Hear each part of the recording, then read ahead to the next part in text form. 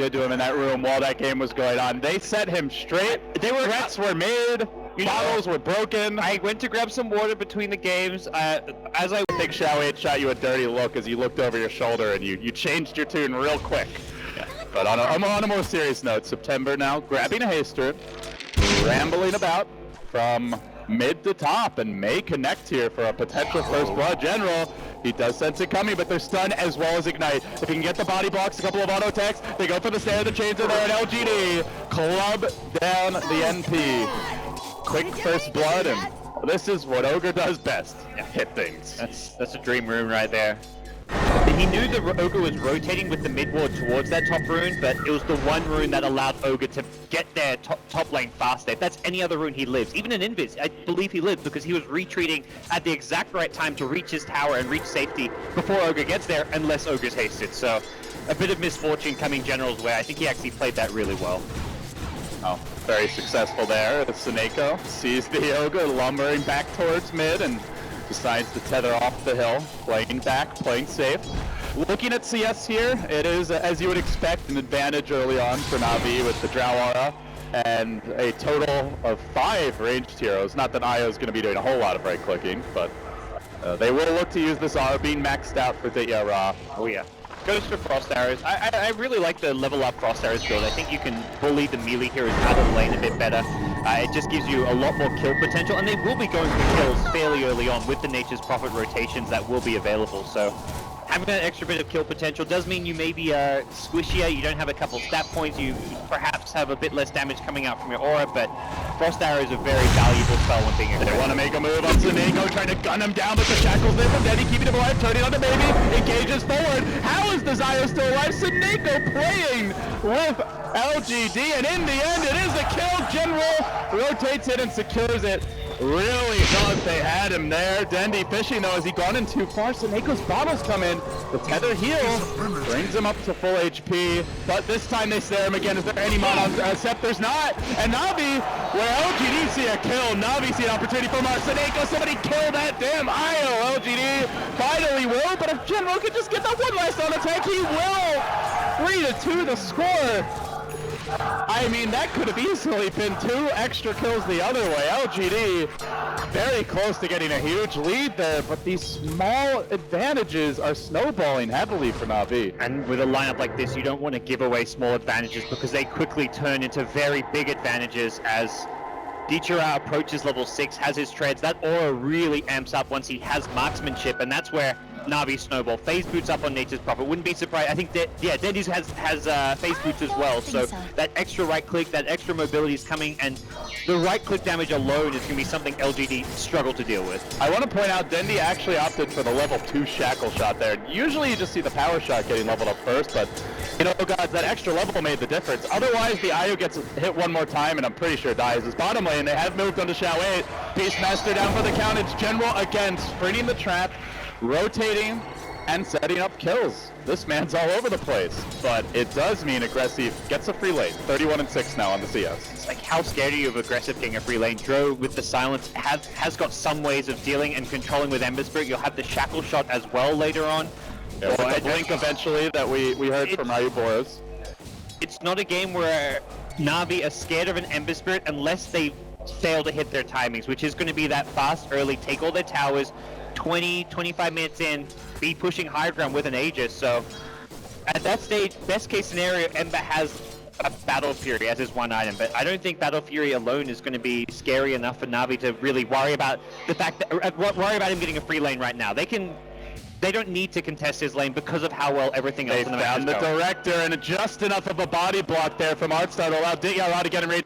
They really want the Sprout, but instead, it's Aggressive, rotating bottom, living up to his name, diving into Na'Vi, and diving back to the well. Xiao8 2, they all live! He underestimated the raw damage of a Drow Ranger 4-range lane, and he got punished. Yeah, he went all in with the triple aggressive remnant.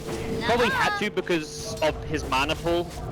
Most likely didn't have mana to a remnant in, do as much damage as he could and remnant out, since early on you don't have the mana pool for it, but ultimately an unsuccessful rotation, but the kind of play he needs to make. He can't just sit top lane farming idly and expecting that like a Battle Fury is going to turn the game around. The way this around is through fighting. There is no Ember Spirit here to help, and they see MMY, they punish him again. It's General. This guy's just winning all the lanes right now. Maybe Dendi gets punished mid, but the IO of Seneko sticking around as a tether soon. It's too late. LGD finally something cleanly going their way. They do get a kill mid, but overall, this has just been the General show. I mean, you could talk about the Drow Ranger, Dendi having a good shackle and great IO play, but more than anything, guys, moving around the Nature's Prophet is what has put Na'Vi up 3,000 gold, 2,000 experience at 7.5 minutes. This is without taking a single tower yet, and that's gonna quickly start happening around the 10-minute mark. Aggressive, diving in once more. Flame Guard's there. He's used his last remnant to engage, and it's right into a stun from Artstyle. Heavy physical damage. Chains, juking, looking to retreat. Oracle trying to finish him off. There's the Sprout, gets the kill. Another death for Aggressive. MMY able to back away though. So it is a 1-for-1, a core for a core. Aggressive gets the XP since he stayed alive for the Prophet death, but it's still, to me, that's the one here on LGD side who's farming and doing okay. Trading his life for the off-lane core and Nature's Prophet, not worth it. Looks like they wanted to go and dig out Rob, maybe. Astrid and they have the Hawk to get vision up the hill, and they move in with the orb, laying into that squishy Drow Ranger. Toby's tears were shed as she falls. Some high-value kills for LGD, and getting the Drow Ranger specifically on the OD. Really helping out maybe. He needs to just get as many stat cost-effective items as possible. The treads, drums into some kind of, I almost want to say blink dagger just for the initiation factor. Aggressive forced to remnant back defensively. They're chasing him though. There's the stun. He's out of remnants. He's chewing through these like a kid through candy bars. And it will cost him. Seneko blinking him down. Double damage IO with the aura. Well, he didn't have the Jura aura for the kill actually. He's a plus 106 damage. Casual as an IO. You know, this is one of the most deceptive heroes when it comes to DD runes, but the ball just glows a little brighter. And now 5 out of the top 6 are on the side of Na'Vi. The gold stacking up the Shackle on mid. It's Dendi again. Level 3 Shackle. Level 1 power shot. Just fully relying here on the right-click damage and the Drow aura. I actually love it. It fits perfectly with the overall game plan for Na'Vi. The one thing they maybe lack is that initiation tool or ability to lock heroes down. Damage is not an issue whatsoever, so power shot becomes much less needed than just the raw lockdown that Shackle Shot provides. And with Focus Fire, you're gonna hit hard, even without the Aghanim Scepter. We see Dendi grabbing Gloves of Haste. Last time it was a Maelstrom. Feels like that up-tempo type of game where Na'Vi just want to get one cheap item to let them fight right here, right now. And while they have seen a hero, the Ogre lumbers in. Gods, this Na'Vi push machine is picking up steam. One tower quickly became 2 towers, is quickly going to become either a 3rd tower or a Roshan. How do they stop it? Where do they start? That is a question I'm still like scratching my head trying to find answers. Well, September runs in and he does get off a stun. He's actually to keep him alive. Aggressive pushes forward again. He finds himself on his own. Silence, nearly dead. Can the Oracle save him? Oh god, that's a lot of Focus Fire. He's about to pop 2 hero chains. And see you later. Down he goes, 3 for 2. Shao8 trying to equal the score. The Boar's working on Artstyle. At least that's not going to give up a huge roll down. But now Shao8 nowhere to run, nowhere to hide. Na'Vi again, 4 heroes down and looking for a 5th. There's the TP from General. Seems MMY 2 likely to fall. The Sprout comes through. No tangos, no escape. It's a wipe. Na'Vi again and again, just relentless but very well thought out aggression. And the thought process continues with the mech pickup coming next for General. They want to be able to sustain these fights and pushes.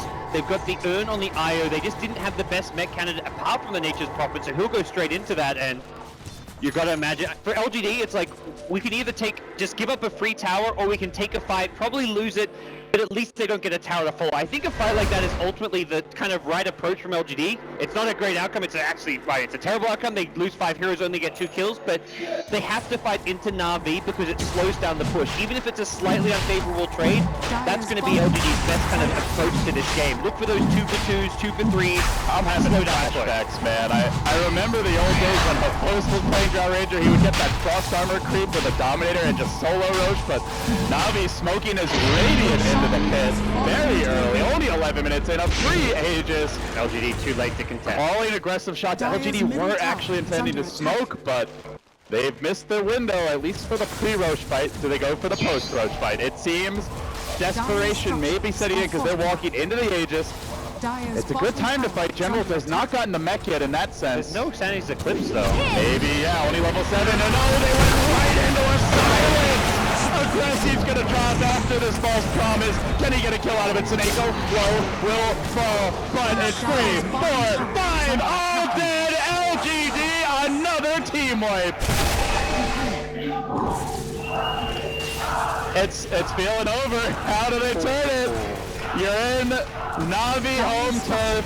The crowd every time LGD gets a kill, they still cheer Na'Vi, and when Na'Vi gets a team wipe, they lose their mind. This is Drow Ranger strats in a nutshell. This is just the perfect game for it. It was the perfect last pick. LGD did not have a good draft for dealing with. They didn't have that good hero to kind of break the gap, initiate, get on the Drow Ranger. They have an Ember with a 5-minute forward, but the interaction between these two heroes goes both ways. You've also got Silence coming out from Drow to help deal with, and also your timing beats the Ember Spirits. Ember doesn't even have his Ring of Aquila. He's trying to finish that. He's going to have to go for a very early game, drums, treads, anything he can get, and Na'Vi, they're already breaking the high ground at this point. They're planting happy little trees to mark their victory as they march down mid, looking for the clean sweep here, en route to what would be their first grand finals, and especially their first one at Star Ladder in a very long time.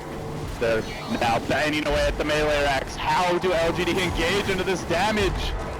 Just a couple right clicks. Even the Ogre can't stand against it, let alone squish your hair so aggressive. Remington, he's got none left in reserve and doesn't even hit a chain. Melee racks down, no commitment. If they don't get it soon, it's Na'Vi who will. And Sep is low.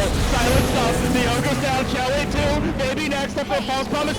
Nathan kills Seneko. No, he gets out. OD hammer dropped. And then trying for the banish. Top sector anyway. It was a good effort, but a triple kill for Dendi.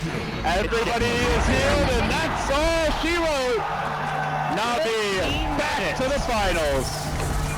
What a dominant game number 2.